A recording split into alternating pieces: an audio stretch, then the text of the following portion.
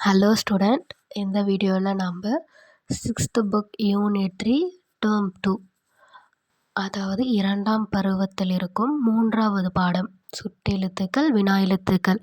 இதை தான் நம்ம இந்த வீடியோவில் பார்க்க போகிறோம். இதுக்கு முன்னாடி நான் பருவம் 1, பருவம் 2 இதுக்கு முன்னாடி உள்ள பாடங்கள் முன்னாடி அப்லோட் பண்ணியிருக்கேன். பார்க்காதவங்க பார்த்துட்டு வாங்க. சுட்டெழுத்துக்கள்: அவன், இவள், அங்கு, இங்கு, அந்த, இந்த சொற்களை கவனிங்க. இந்த சொற்களை கவனிக்கும் போது நமக்கு என்ன தெரியுது? அதாவது இது ஏதோ ஒரு பொருளையோ இல்லை ஏதோ ஒன்றை சுட்டி காட்டுது. அதனால தான் இதை சுட்டெழுத்துக்கள் அப்படின்னு சொல்கிறாங்க. இந்த மாதிரி எழுத்துக்களுக்கு முதல்ல வர எழுத்துக்களை பாருங்கள். அதாவது இந்த மாதிரி அவன் ஒரு வார்த்தை இல்லையா, அந்த வார்த்தையோட முதல் எழுத்துக்கள் பார்த்தீங்கன்னா ஆ, இ இந்த மாதிரி தான் ஆரம்பிக்குது. இந்த ஆ, இ, உ இதை தான் சுட்டெழுத்துக்கள் அப்படின்னு சொல்கிறாங்க. அதாவது ஏதோ ஒன்று சுட்டி காட்டுறதுக்கு நம்ம பயன்படுத்துகிற எழுத்துக்களை சுட்டெழுத்துக்கள்னு சொல்கிறேங்க. ஆ, இ, உ இது 3 தான் சுட்டெழுத்துக்கள். ஆனால் உ இப்போ நம்ம சுட்டெழுத்துக்கள் பழக்க வழக்கத்தில் இல்லை. நாம் அந்த ஊ எழுத்தை சுட்டு எழுத்துக்களை நம்ம இப்போ பயன்படுத்துறதில்ல. ஆனால் ஒரு காலத்தில் ஊவும் சுட்டு எழுத்துக்களாக தான் இருந்துச்சு. அகச்சுட்டு, அதாவது அகச்சுட்டு அப்படின்னா அவன், இவன், அவள், இது, அது. இதில் பார்த்தீங்கன்னா அந்த சுட்டு எழுத்துக்கள் ஆ, ஈ இருக்கு இல்லையா, அந்த சுட்டு எழுத்துக்களை நம்ம நீக்கிட்டா மீதி இருக்கிற எழுத்துக்கள் நமக்கு பொருள் தராது. அதாவது சுட்டெழுத்துக்கள் அந்த எழுத்துக்களுக்குள்ளாரே இருந்தால் மட்டும்தான் பொருள் வரும், இல்லைன்னா பொருள் வராது. அப்படி உள்ளாரே இருக்கிறத தான் நம்ம அகச்சுட்டு அப்படின்னு சொல்கிறோங்க. அடுத்தது பார்த்திங்கன்னா புறச்சுட்டு. அந்த நீர்வீழ்ச்சி, இம்மலை, இந்நூல் இந்த வார்த்தைகளில் பார்த்திங்கன்னா அந்த இந்த ஆ, ஈ வருது இல்லையா, இந்த எழுத்துக்களை நீங்கள் நீக்கினாலுமே பொருள் தரும். அந்த எடுத்துட்டிங்கன்னா நீர்வீழ்ச்சி, இம் எடுத்துட்டிங்கன்னா மலை, இன் எடுத்துட்டிங்கன்னா நூல், இந்த மாதிரி வருது இல்லையா, இதை தான் நம்ம புறச்சுட்டு அப்படின்னு சொல்கிறோம். இப்போ அகச்சுட்டுக்கும் புறச்சுட்டுக்கும் ஒரு எக்ஸாம்பிள், தெளிவான ஒரு எடுத்துக்காட்டு சொல்லட்டுமா? இப்போ நம்ம கலர் பென்சில் யூஸ் பண்ணுறோம். இதில் பேசிக்ஸ் என்ன? ஒரு 12 கலர். அந்த 12 கலருக்கான வெவ்வேறு ஷேட்ஸ் இருந்தாலுமே நமக்கு அந்த 12 கலர் போதும். இப்போ அந்த 12 கலர்லேருந்து ஒரு கலர் நமக்கு தேவையில்லை, நம்ம எடுத்துட்டா அந்த 12 கலர் மீதி ஏதோ ஒரு கலர் பண்ணும்போது அது ஒரு குறையா வரும். அந்த மாதிரி இருந்தால் அகச்சுட்டு கண்டிப்பாக அது வேணும், இல்லைன்னா அதுக்கு அங்கே வேல்யூ இல்லாமல் போயிடும்.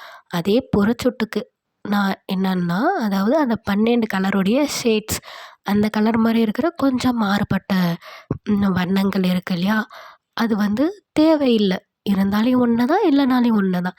அந்த மாதிரி தான் புறச்சுட்டு. நீங்கள் அந்த ஆ, ஈ சுட்டெழுத்துக்கள் நீக்கினாலுமே அது பொருள் தரும். இதை புறச்சுட்டு அப்படின்னு சொல்கிறேங்க.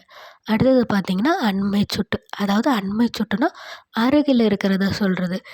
இவன், இவர்கள், இது, இவை, இம்மரம், இவ்வீடு, இந்த மாதிரி பக்கத்தில் இருக்கிறத சொல்கிறத அண்மை சுட்டு அப்படின்னு சொல்கிறாங்க.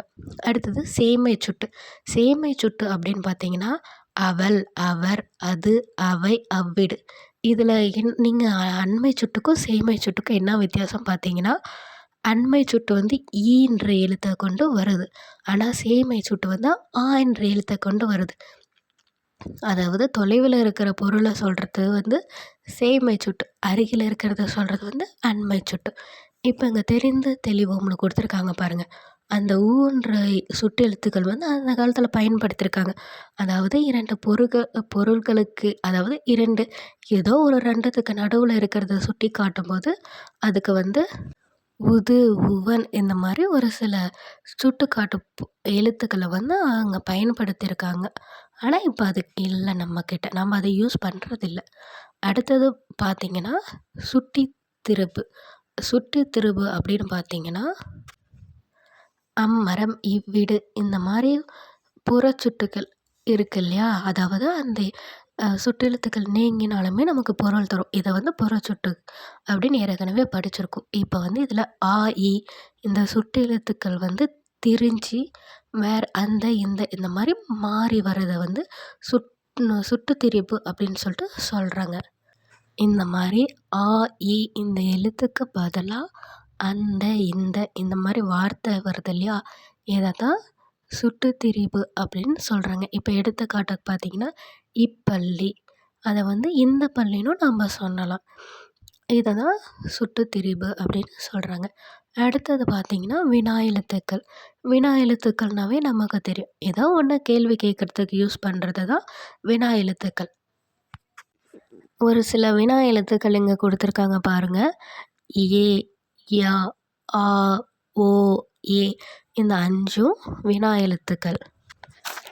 ஒரு சில வினா எழுத்துக்கள் வந்து முதல்ல வரும். அதே மாதிரி ஒரு சில வினா எழுத்துக்கள் வந்து இறுதியில் வரும். முதல்ல வர வினா எழுத்துக்கள் வந்து ஏ, யா. எங்கு சென்றாய், யாருக்கு கொடுத்தாய், இந்த மாதிரி கேள்வி கேட்குறாங்க இல்லையா, இந்த 2 எழுத்தும் மொழிக்கும் முதல்ல வரும். அதாவது ஒரு வார்த்தைக்கு முன்னாடி வரும். அதே மொழிக்கு இறுதியில் வருது அப்படின்னு பார்த்தீங்கன்னா ஆ, ஓ. இப்போ நீ என்கிட்ட பேசலாமா, அதாவது இப்போ அவங்க வேறு யாருக்கிட்டயோ பேசியிருக்காங்கன்னு வச்சுக்கோயேன். இப்போ நம்ம நடுவில் போய் இப்போ பேசும்போது அவங்க வந்து இப்போ நீ என்கிட்ட பேசலாமா, கரெக்டா, அதாவது கேள்வி கேட்குறாங்க, இது கரெக்டா அப்படின்னு. அடுத்தது வந்து உனக்கு இந்த வீடு எங்கே இருக்குன்னு தெரியுமோ, அதாவது யாரோ ஒருத்தரை பார்த்து உங்களுக்கு இந்த வீட்டு அட்ரஸ் தெரியுமா அப்படின்னு கேட்குறது தான் தெரியுமோ. இது வந்து மொழிக்கு இறுதியில் வருது. அதாவது ஒரு வார்த்தைக்கு இறுதியில் வருது.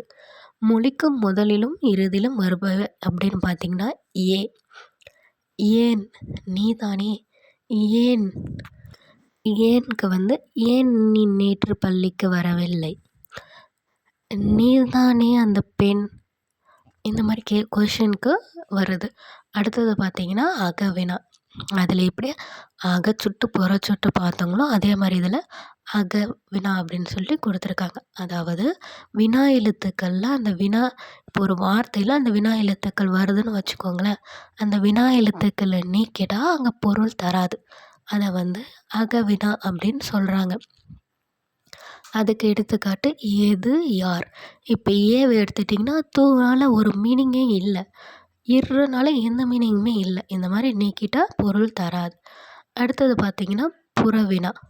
புறவினானா புறத்தே வந்து வினா பொருளை தருமானால் அது புறவினா. அதாவது ஆ, ஓ இது 2ம் புறவினா அப்படின்னு சொல்கிறாங்க. அவனா, இதை வந்து அவன் அப்படின்னு சொன்னால் அவனா அப்படின்னு கொஷின் கேட்குறேங்க, அதாவது வினா எழுப்புறங்க. வருவானோ, வருவான், அதாவது வருவானோ, அதாவது அவன் வருவானா அப்படின்றத வருவானோ அப்படின்னு வினாவாக நம்ம வினாவி கேட்குறேங்க. இதில் வந்து அந்த நாவும் நோவும் போயிட்டாலுமே நமக்கு ஒரு மீனிங் தரும். அவன் வருவான் அந்த மாதிரி மீனிங் தரும் இல்லையா, அதை தான் அவங்க சொல்லியிருக்காங்க. அடுத்தது பார்த்திங்கன்னா உங்களுக்கு ஒரு பயிற்சி கொடுத்துருக்காங்க. அதாவது சரியான விடையை தேர்ந்தெடுத்து எழுதுக.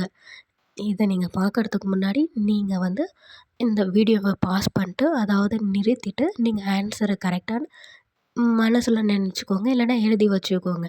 இப்போ நான் சொல்கிற ஆன்சரும் நீங்களும் கரெக்டாக எழுதிருக்கீங்களான்னு பார்க்கலாம். என் வீடு டேஸ் உள்ளது, அது உள்ளது வருமா, ஏன் அங்கே உள்ளது வருமா, என் வீடு அங்கே உள்ளது அப்படின்னு தான் வரும். அடுத்தது தம்பி இவர் வா அப்படின்னுவாங்களா, இல்லை தம்பி இங்கே வா அப்படின்னு சொல்லுவாங்களா? கண்டிப்பாக தம்பி இங்கே வா அப்படின்னு தான் சொல்லுவாங்க. ஃபஸ்ட்டுக்கு வந்து அங்கே, செகண்டுக்கு வந்து இங்கே. நீர் எங்கே தேங்கி இருக்கிறது, இதுக்கு வந்து எங்கே. நீர் அது தேங்கி இருக்கிறதுன்னு சொல்லுவாங்களா, இல்லை எங்கே தேங்கி இருக்கிறது அப்படின்னு கேட்பாங்களா? எங்கே தான் வரும். அடுத்தது யார் டேஸ் தெரியுமா, அவர் வருமா, யாது வருமா, அவர் தான் வரும். யார் அவர் தெரியுமா அப்படின்னு தான் நம்ம கேட்போங்க. யார் யாது தெரியுமா அப்படின்னு கேட்க மாட்டாங்க. அடுத்தது பார்த்திங்கன்னா உன் வீடு டேஸ் அமைந்துள்ளது, உன் வீடு எங்கே அமைந்துள்ளதுன்னு வருமா, இல்லை என்ன அமைந்துள்ளதுன்னு வருமா? உன் வீடு எங்கே அமைந்துள்ளதுன்னு தான் வரும். இப்போ கடைசியாக எல்லாத்துக்கும் ஆன்சர் சொல்கிறேன் பாருங்கள். ஃபஸ்ட்டுக்கு வந்து அங்கே, செகண்டுக்கு இங்கே, தேர்டுக்கு எங்கே, ஃபோர்த்துக்கு அவர், ஃபிஃப்த்துக்கு எங்கே. இந்த வீடியோ உங்களுக்கு யூஸ்ஃபுல்லாக இருந்தால் யூஸ்ஃபுல்னு போடுங்க. இல்லை இன்னும் ஸ்லோவாக தெளிவாக நடத்தணும் அப்படின்னாலையும் சொல்லுங்கள். ஓகேவா ஸ்டூடெண்ட்ஸ்? சரி, இந்த வீடியோ பார்த்ததற்கு மிகவும் நன்றி.